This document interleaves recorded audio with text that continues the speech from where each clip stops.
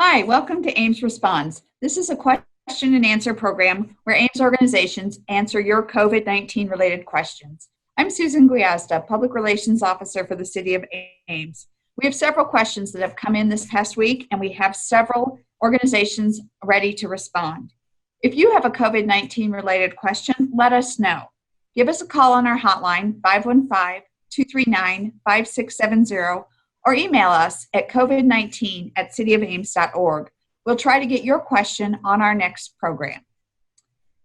First question that came to us this past week was, I was curious about what the COVID-19 rules are regarding gatherings. For example, the number of people, specifically when renting a shelter at a city park, and do those rules change if it's a celebration of life? Mark Lambert, our City of Ames City Attorney, is here, and that seems like a great question for you, Mark. Okay, thanks, Susan. Yes, there is still a limit of 10 people for mass gatherings, but there are a lot of exceptions to that now. So the governor's latest proclamations have allowed more people than that as long as you engage in social distancing. So you can have groups larger than 10. And that's specifically true for outside venues, such as a shelter at one of the city parks. So you can have more than 10. You're required to engage in social distancing to the extent possible. When it comes to funerals, celebrations of life, memorial services, and also weddings, those are considered religious, spiritual events, and those are exempted from the mass gatherings limitations in the governor's proclamation. So even though such events are encouraged to still engage in social distancing to the extent possible, they're really exempted from that ban on mass gatherings. And so you can still have as many people as you want at a memorial service or celebration of life or at a wedding. Okay, thanks for that clarification, Mark. I know that we've gotten that question several times this week. And as Mark pointed out, the governor is revising and updating those proclamations. So I'm sure that's keeping you busy, Mark. Yes, it is. Yes, it is. Okay, our next question is also a question we've gotten in more than once, and I'm going to turn to Steve Sullivan with Mayor Greeley Medical Center to answer this question. Question, are COVID-19 tests reported for Story County based on the resident's home address, or are they based on the county where the person is tested? The counts are based on the resident's home county. So when someone takes a test, no matter where they get that test, the results are reported to the state, to the Iowa Department of Public Health. Positive tests are reported to the person's home public health, county public health office. So if you are a resident of Story County and you are tested at, say, a Test Iowa site in Marshall County or Polk County, and you test positive, that will be reported to the Story County Public Health. And vice versa. If you're tested, let's say you live in Polk County, you happen to work in Ames, you happen to be tested in McFarland, and it's a positive, that will be reported to the Polk County Public Health. When it is reported, the public health official generally will contact the patient's provider first, and then the provider would contact the patient. That's preferred. Otherwise, eventually though, the public health nurse will contact the patient who has received the positive results and follow up with them and then start the tracing process. So I know that you've mentioned in the past that occasionally there's a little bit of a mix-up and that tends to be corrected within a day or so. Yeah, you have to remember there are 99 counties.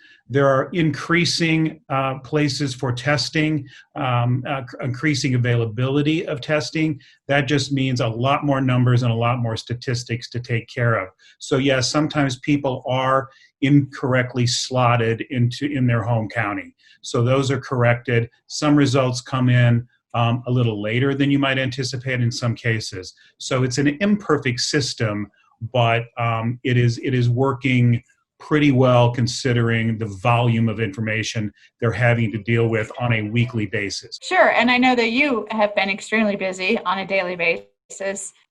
Anything to report from the hospital's perspective? We remain busy, and we're getting busier because we've started up surgical procedures. We're also, as the economy is opening up, we're seeing a lot more people who expect the hospital to open up its visitor policies. We are taking those under serious consideration right now. We anticipate some changes being put into place next week. Right now, we have a no visitor policy with a few exceptions. We have put some additional exceptions into place this week and actually last week. So people who come to the hospital with somebody who has mobility issues, they will be allowed in those cases, if they pass the screening, to accompany that person to their appointment. If there is a safe place for them to wait, wherever that appointment may be, say it's in the wound clinic, for example, they will be allowed to wait. If not, we may ask them to go way back and wait in their car. But otherwise, they will be able to accompany their patient who has mobility issues. We're also allowing minor patients to have 2 parents or guardians with them as opposed to 1. We anticipate opening up the visitor policy a little bit more next week, but we will retain the emphasis on safety, of course, and we will continue screening everybody who's coming into the hospital.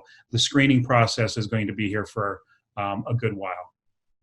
Good to know. Thank you for those updates, Steve. Thank you. Our final question is, with so many activities canceled due to the pandemic, what could be something I could do with my family and still feel like I'm involved in the community? Mary Rankin, the Iowa State University Director of Sustainability, I think you have a good answer for this one.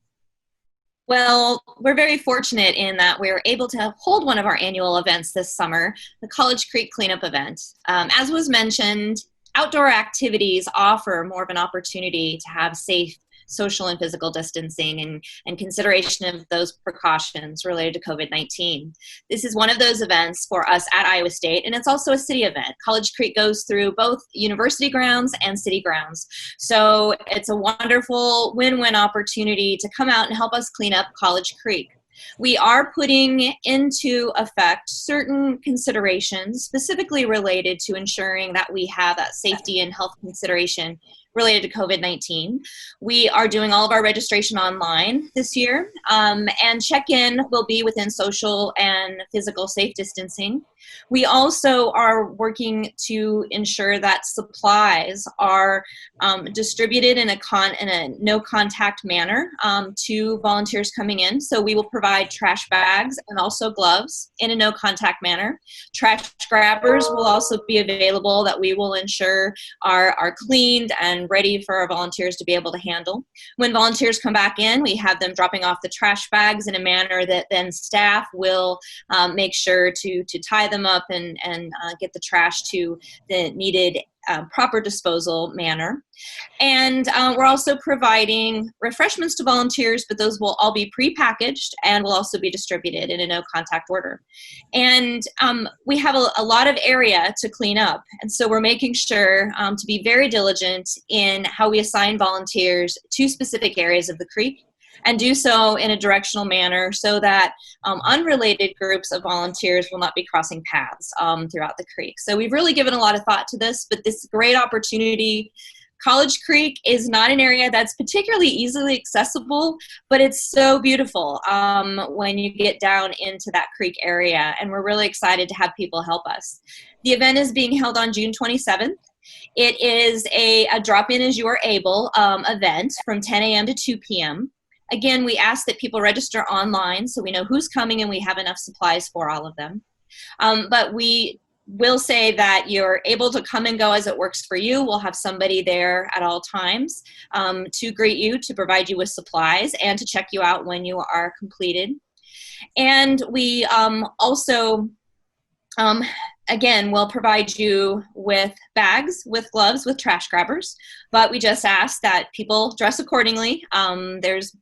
There are weeds, there is undergrowth to get down to the creek, so make sure that you use bug spray, use sunscreen, wear clothes that can get wet. You don't all have to go into the creek. We're allowing pickup along the creek beds as well. But we look forward to having people join us, and they can get more information and find that link for registration on the Live Green website, which is livegreen.iastate.edu. I was just going to ask you where they register at, so thank you for that information. If you're a little unfamiliar with the location of the creek, can you just sort of give me an indication of where you start? That's a great question. We have check-in in the Forker Building parking lot on the Iowa State campus, which is parking lot number 50A, if you look at a map on the Iowa State website. If you register, we'll also send you confirmation information as well, directing you to all of those spots. But so College Creek runs basically from University Boulevard, which is out by the Lead Recreation Center. It goes through campus, ends at the Memorial Union parking lot, and then dips under Lincoln Way and pops back up behind the First Methodist Church in Campus Town. And it's those two areas, and then goes from the First Methodist Church past the intermodal facility. And so it's those two areas that we really focus on, and those two areas will be supplied with staff to assist volunteers, answer any questions, make sure you have all the supplies you need. Well, thanks, Mary. That sounds great. It's interesting you brought up that June 27th date, which is the College Creek Cleanup. It is also the rescheduled date for the Spring No Charge Yard Waste Day. That event is 8 a.m. to 4 p.m. on Saturday, June 27th. However, if you want to do both events, or if you just find that a different date works better for you, there is the opportunity to get a voucher for the No Charge Yard Waste Day usable on Friday, June 26th. So you'll need to stop by Resource Recovery at 110 Center Avenue to pick up that voucher to use on Friday. And then hopefully we'll see a good turnout at the College Creek cleanup on that Saturday, June 27th. I want to thank my guests today for appearing on this program. Steve Sullivan with Mary Greeley Medical Center, Ames City Attorney Mark Lambert, and Mary Rankin with ISU Sustainability and also City of Ames Sustainability Coordinator. Is there a question that you have about COVID-19? Please remember to give us an email, covid19@cityofames.org, or give us a call at 515-239-5670 with your COVID-19 related question. We will get it on a next program. Please remember we are living in rapidly changing times. The information provided for you today for this program is the most accurate that we have to date. Remember that we are living in changing times, and to continue to seek the latest information online, including at thecityofames.org/COVID. Thanks for watching.